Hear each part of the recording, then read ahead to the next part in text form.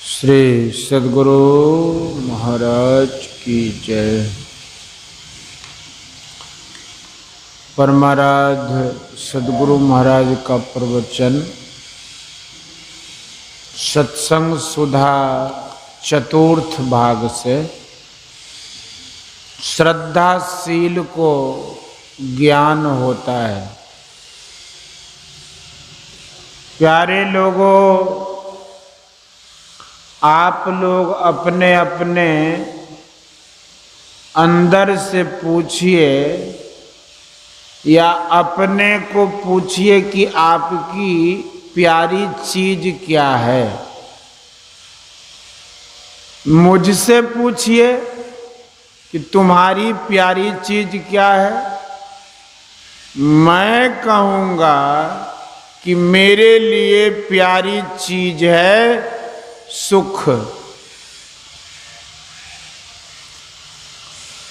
कहीं इस संसार में या इंद्रियों से ग्रहण होने योग्य पदार्थ में सुख मिला? मैंने अपने से पूछा, उत्तर आया नहीं, कहीं नहीं। दुख के बाद सुख और सुख के बाद दुख होते रहते हैं। जैसे दिन के बाद रात और रात के बाद दिन अनवरत रूप से होते रहते हैं, उसी तरह दुख सुख होते रहते हैं। सुख तो वह होना चाहिए कि जहां मांग कुछ न रहे, मांग नहीं रहे। इसके लिए जो करना होगा वह संतों ने कहा। वह क्या कहा? संतों ने कहा कि मांगना भूल जाओ, मांगो ही मत। मांगने की भूख, मांगने की बात आए ही नहीं। जागृत अवस्था में मांग ही मांग है। स्वप्न में भी उसी प्रकार। सुसुप्ति गहरी नींद में केवल अज्ञानता और ठहराव नहीं। ठहराव हो भी जाए, अज्ञानता रहे तो क्या लाभ। संतों ने कहा कि इन तीनों अवस्थाओं से आगे जाओ, चौथी अवस्था में, उसको तूर्य कहते हैं, उसमें जाओ। यह विद्या अपने से किसी में आ जाए यह संभव नहीं है। यह विद्या उस गुरु से जाने जो गुरु अपने को चौथी अवस्था में पहुंचाकर मांग को खत्म किए हैं। ऐसे गुरु की पहचान क्या है? उनको बिल्कुल पहचान लेना असंभव है। जो नित्य प्रति साधना में लगकर रहे या एकदम चुप हो जाए, वे साधना आरंभ कर रहे हैं या साधना की समाप्ति कर चुके हैं, यह हम कैसे समझेंगे? इसलिए उनकी पहचान कठिन है। गोस्वामी तुलसीदास जी ने भी लिखा है कि ज्ञान कहे अज्ञान बिनु, तम बिनु कहे प्रकाश, निर्गुण कहे जो सगुण बिनु, सो गुरु तुलसीदास। इस प्रसंग से ज्ञात होता है कि आंख बंद करने की बात बहुत पुरानी है। अभी आपने सुना कि बंद कर दृष्टि को फिर अंदर करे, घट का पाट गुरुदेव खोले।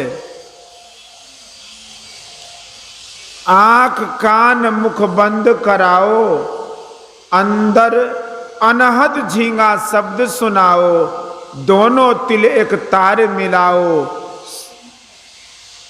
तब देखो गुलजारा है। यानी दोनों पुतलियों को एक मिलाकर देखे, इसी को संतों ने दृष्टि साधन कहा है। हम लोगों के यहाँ दृष्टि साधन फिर शब्द साधन है। दृष्टि साधन से मन इतना एकाग्र हो जाता है, इतना एकाग्र हो जाता है कि बिंदु को देख सकते हैं। जिसका स्थान है, परिमाण नहीं, ऐसा बिंदु कोई देखते हैं, केवल मान लेते हैं। जैसे दो रेखाओं के मिलन पर एक बिंदु होता है,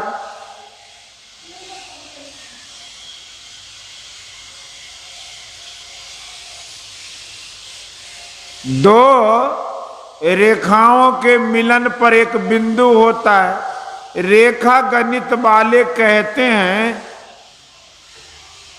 कि वैसे ही दोनों दृष्टियों की धारों का जब मिलन होता है तो ज्योति बिंदु का उदय होता है। जब देखते हैं तो सुनते भी हैं, अपने अंदर में देखने लगते हैं तो दृष्टि योग है। और फिर यदि अपने अंदर में सुनने लगते हैं तो नादानुसंधान है। फिर उपनिषद में है कि बिंदु नाद महालिंगम शिव शक्ति निकेतनम देहं शिवालयं प्रोक्तम सिद्धिदं सर्वदेही नाम योग सिखोपनिषद। बिंदु नाद महालिंग है और शिव शक्ति का घर है। इस देह को शिवालय कहते हैं। सभी प्राणियों को इसमें सिद्धि मिलती है। बिंदुनाद महालिंगम विष्णु लक्ष्मी निकेतनम देहं विष्णुवालयं प्रोक्तम सिद्धिदं सर्वदेही नाम। बिंदुनाद रूप जो महालिंग है वही विष्णु और लक्ष्मी का घर है। इस देह को विष्णु मंदिर ठाकुर बाड़ी कहते हैं। सभी प्राणियों को इसमें सिद्धि मिलती है। अर्थात वो अज्ञान से ऊपर उठे हों, अंधकार से ऊपर उठे हों। आंख बंद करने पर अंधकार मालूम होता है। अंधकार के बिना जो प्रकाश उसमें जो रहता है वही सगुण पद को छोड़कर निर्गुण पद में जाता है। यह कैसे समझा जाए? यहाँ केवल श्रद्धा काम करती है। हम लोग पाठशाला में पढ़ने गए थे, गुरुजी ने कहा यह अ है, हम लोगों ने पढ़ लिया। वहाँ तर्क वितर्क कुछ नहीं। अब उम्र बढ़ी तो उक्ति भी हुई। हम लोगों को ज्ञान और उक्ति चाहिए, केवल तर्क से बुद्धि चंचल हो जाती है। ईश्वर है नहीं है इसमें मन की चंचलता हो जाती। ईश्वर ऐसे हैं वैसे हैं कह सकते हैं तो क्या पहचान कर सकते हैं? भाव यह है कि जैसा हम कहते हैं यदि वैसा हम बन जाएं तो ठीक ठीक ज्ञान हो जाएगा। चाहिए कि हम श्रद्धाशील बने। श्रद्धाशील को ज्ञान होता है। श्रद्धावान लभते ज्ञानम तत्पर संजितेन्द्रिया ज्ञान लब्धा प्राम शांति मारिच अधिगच्छति शांति मजिरे नाधिगच्छति। श्रीमद् भगवत गीता अध्याय 4 श्लोक 36। जितेंद्रिय तत्पर हुआ श्रद्धावान पुरुष ज्ञान को प्राप्त होता है। ज्ञान को प्राप्त होकर तत्क्षण भगवत प्राप्ति रूप परम शांति को प्राप्त हो जाता है। अभी आप लोग नेत्र बंद करने की बात संत सेवी जी से सुन रहे थे। आंख बंद करने की बात मैं कहता हूं। जब शमीक मुनि आंख बंद किए निश्चेष्ट होकर बैठे थे, उस समय के राजा परीक्षित थे, जो अर्जुन के पौत्र थे। वे कलयुग के राजा थे। शमीक मुनि की आंखें बंद थीं। राजा परीक्षित को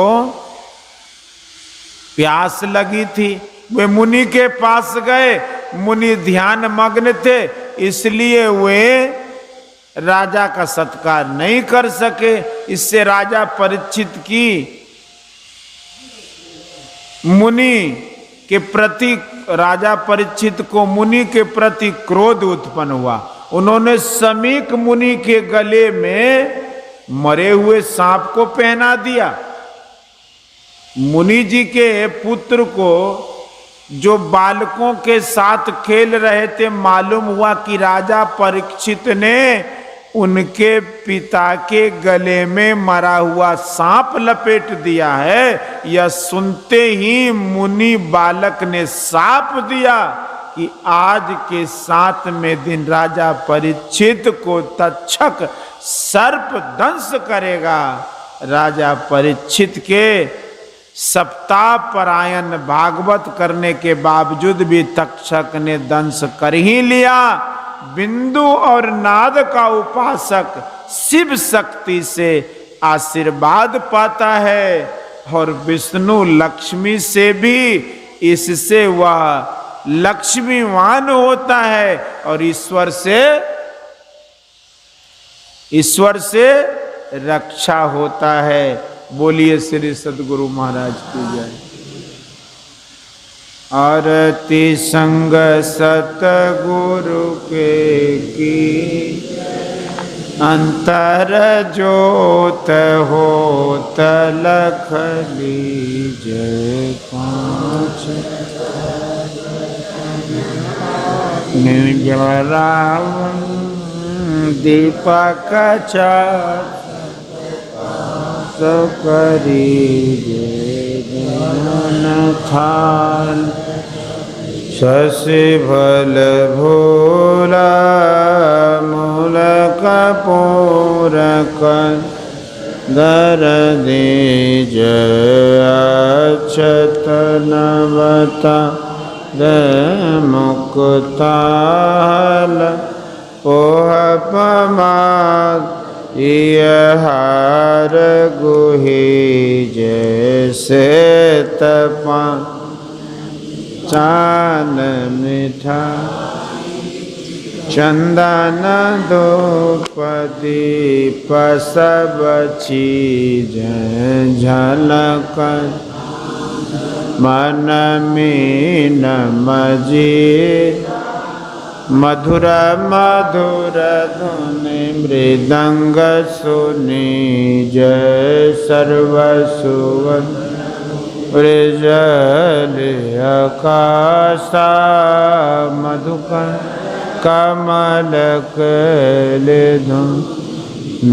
जय निर्मल ज्योत जरत घट मान। देखत दृष्टि दोष सब छी। अधर धार अमृत बहि आवे। सतमत द्वार अमर रस भीजै पी पी। सूरत मतवा चर उमगिय मीर शरी जय कोट भा। छवि तेज उजाली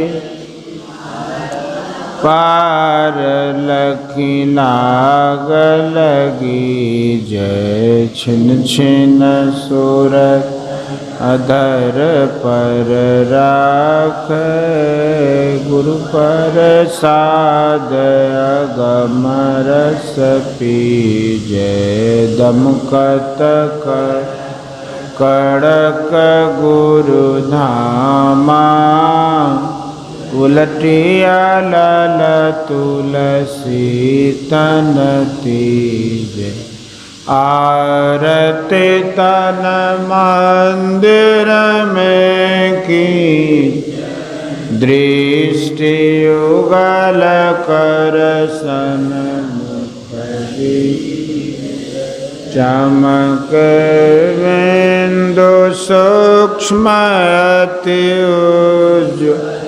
ब्रह्म ज्योति अनुपम लखलीज जगमग जगमग रूप ब्रह्मांड निरखि निरखि ज्योति तज दी शब्द सूरत अभ्यास सरल तर करी करी सार शब्द गैली ऐसी जुगति खयागर त्यागी भव ब्रह्म भेद सकल मलछी भव खंडन आरती निरम करी में ही अमृत रस पी आरती तन मंदिर में कीज दृष्टि युगल कर सन मुख दीज। बोलिए प्रेम से श्री सद्गुरु महाराज की जय। जय गुरु महाराज, जय गुरु महाराज, जय श्री सद्गुरु महाराज की जय।